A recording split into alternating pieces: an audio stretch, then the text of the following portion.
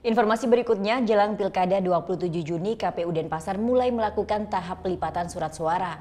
Di hari pertama tahapan tersebut, KPU Denpasar belum menemukan surat suara yang kondisinya rusak. Senin pagi, jajaran KPU Denpasar mulai melakukan tahap pelipatan surat suara jelang Pilkada serentak 27 Juni nanti.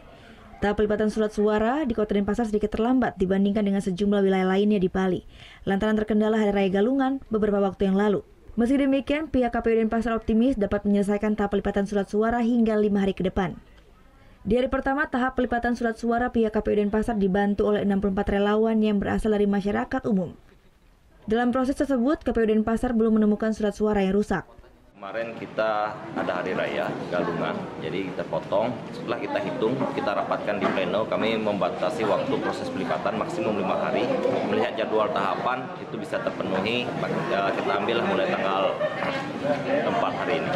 Sampai hari ini, di hari pertama ini, setelah kami cek, belum ditemukan adanya surat suara rusak. Ke-64 relawan yang membantu proses pelepatan surat suara berasal dari kalangan pelajar hingga kaum manula.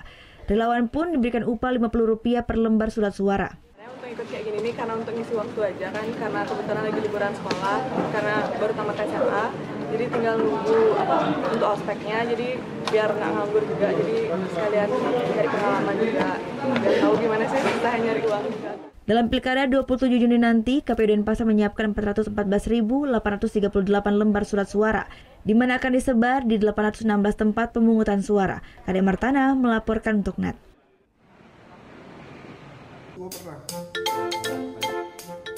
Nah, udah kan nonton beritanya? Jangan lupa di-subscribe, di-like, dan juga di-komen ya akun YouTube dari Net Bali.